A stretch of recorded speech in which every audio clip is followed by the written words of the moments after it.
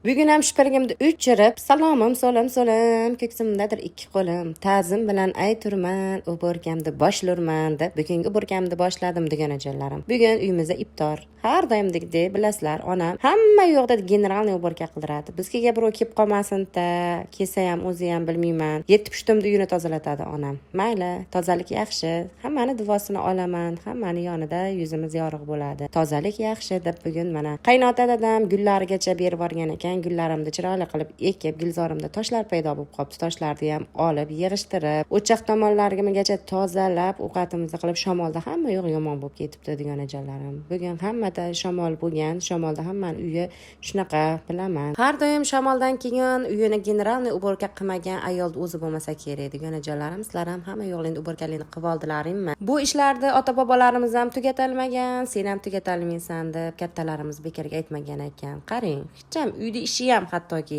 tugamaydi deganajalarim. Menga negativ yozayotgan insonlar ataylabdan ham qo'llaringni og'ritib yozyapsizlar. Shu negativ yozishni o'rniga Allohimdan insof so'rab, sizga ham, menga ham omad so'rab yozsalaring, hammamizga yaxshi bo'ladi. Masalan, men bir narsa so'ramoqchi bo'lsam, hammaga ber, hammani qatorida ber, hammaga insof ber, hammani qatorida menga ham ber deb so'rayman deganajalarim. O'shaning uchun omadni birinchi o'rin hammaga, hammani qatorida o'zingizga so'rash kerak ekan. Allohim o'shanda berar ekan deganajalarim. Bu gaplarim kimlardadir qalbiga yomon ta'sir qilgan bo'lsa, oldindan uzr deganajalarim.